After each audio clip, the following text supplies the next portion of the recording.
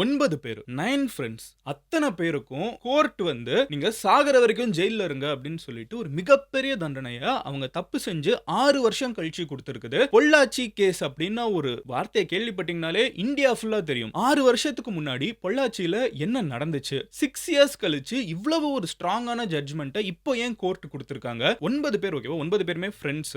9 பேருமே கில்ட்டி. தப்பு ஜெனரலா வந்து ஒரு கேஸ் வந்து லாங்கா நடக்கிறப்போ கடைசியில பாத்தீங்கன்னா இப்ப ரீசென்ட்டா கூட வந்து அந்த கேரளால இருந்த கஷாயம் கேஸ பத்தி நம்ம மொத்த கண்ட்ரியே பேசுச்சு. அந்த பொண்ணுக்கு வந்து மரண தண்டனை குடுத்தாங்க. அந்த இடத்துல பாத்தீங்கன்னா அவங்களோட அம்மா, அந்த பொண்ணோட சித்தப்பா, பெரியப்பா அந்த மாதிரி யாரோ ஒருத்தங்க இருந்தாங்க. அவங்களுக்குலாம் வந்து மரண தண்டனை குடுக்கல. ஒவ்வொருத்தங்களுக்கு ஒரு ஒரு விதமா தண்டனை குடுத்தாங்க கோர்ட். அப்படிதான் ஜெனரலா கோர்ட் தண்டனை குடுக்கும். அவங்க செஞ்ச தப்போட வீரியத்துக்கு ஏத்த மாதிரி. பட் இந்த சிச்சுவேஷன்ல 9 பேரும் மோசமானவங்க. 9 பேரும் ரொம்ப கொடூரமான செயல செஞ்சிருக்காங்க. வாழ்நாள் ஃபுல்லா இவங்க ஜெயில்ல இருக்கணும் அப்படின்னு சொல்லிட்டு கோர்ட் வந்து ப்ரொனவுன்ஸ் பண்ணியிருக்குது. அத சொன்னது மட்டும் இல்லாம பாதிக்கப்பட்ட பெண்கள் 8 பேர் இருக்காங்க. அந்த 8 பேருக்கு 85 லாக் ரூபீஸ் வந்து போய் சேரணும். பிரிச்சு போகும். சோ 85 லாக்ஸ் மொத்தமா போய் சேரணும் அப்படிங்கறத கொடுத்திருக்காங்க. இந்த 9 பேர் யாரு? இந்த பாதிக்கப்பட்ட 8 பெண்கள் யாரு? இந்த கேஸ் ப்ராக்ரஸ் ஆகறப்போ பாதிக்கப்பட்ட பெண்கள் யார் யாருங்கற ஐடென்டிட்டிலாம் வந்து வெளிய வந்துச்சு. அவ்வளவு தப்பான செயல்கள்லாம் நடந்துச்சு. இவ்வளவு ஒரு ஸ்ட்ராங்கான ஜட்ஜ்மென்ட்ட ஏன் கோர்ட் கொடுத்திருக்காங்க? 6 வருஷத்துக்கு முன்னாடி ஒரு 9 பேர். இந்த 9 பேர் யார் யாருன்னு பாத்தீங்கன்னா சபரிராஜன், திருநாவுக்கரசன், சதீஷ்குமார், வசந்த்,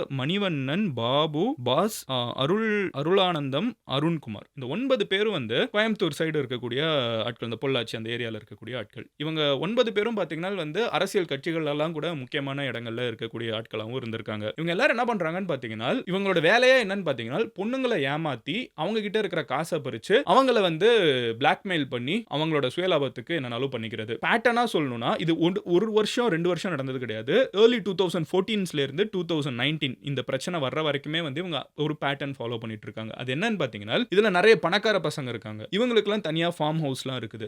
இவங்க என்ன பண்ணுவாங்கன்னா ஒரு பொண்ணு கிட்ட வந்து Facebookலயோ Instagramலயோ புதுசா பேச ஆரம்பிப்பாங்க. பேச ஆரம்பிக்கிறப்போ இவங்களோட ஒரிஜினல் ஐடென்டிட்டியை யூஸ் பண்ண மாட்டாங்க. வேற ஏதாவது ஒரு ஐடென்டிட்டியை யூஸ் பண்ணுங்க. வேற ஏதாவது ஃபேக் டிபி வச்சுப்பாங்க. ஃபேக்கா வந்து பேச ஆரம்பிப்பாங்க. பேச ஆரம்பிக்கிறப்போ அந்த பொண்ணு வந்து பேச ஆரம்பிச்சதுக்கு அப்புறம் அப்படியே பேசி பழக ஆரம்பிச்சு 9 பேர் ஓகேவா and they had pattern on எப்படி பேசணும், எப்படி பேசினா இவங்க எப்படி பதில் சொல்லுவாங்கங்கிறதுக்கு வந்து தே ஹேட் ரெக்கார்ட்ஸ் ஓகேவா. சோ 9 பேரும் மாத்தி பேசுறது. ஒரே பொண்ணு கிட்ட வேற ஆட்கள் வந்து டர்ன் எடுத்து பேசுறது.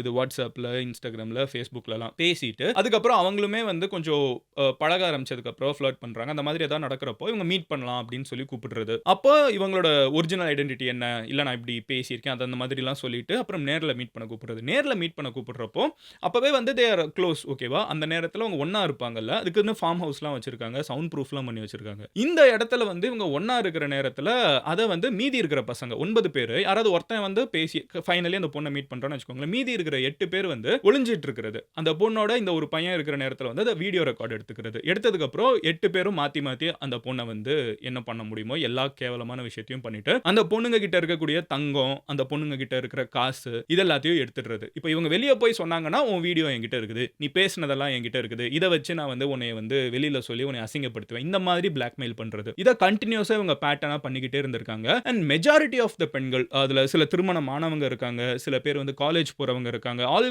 கைண்ட்ஸ் ஆஃப் விமன் வந்து இதுல பாதிக்கப்பட்டிருக்காங்க. நிறைய நேரங்கள்ல அவங்களால வெளியே சொல்ல வர முடியல. அதுல ஒரு பெஸ்ட் எக்ஸாம்பிள் என்னன்னு பாத்தீங்கன்னா இந்த கேஸ்லயே நிறைய பேர் பாதிக்கப்பட்டிருக்காங்க. 8 பேர் தான் வந்து கோர்ட்ல பேசியிருக்காங்க. இதுல பாதிக்கப்பட்டவங்க இன்னும் நிறைய இருப்பாங்கன்னு சொல்லிட்டு போலீஸ் வந்து ஸ்ட்ராங்கா சொல்றாங்க.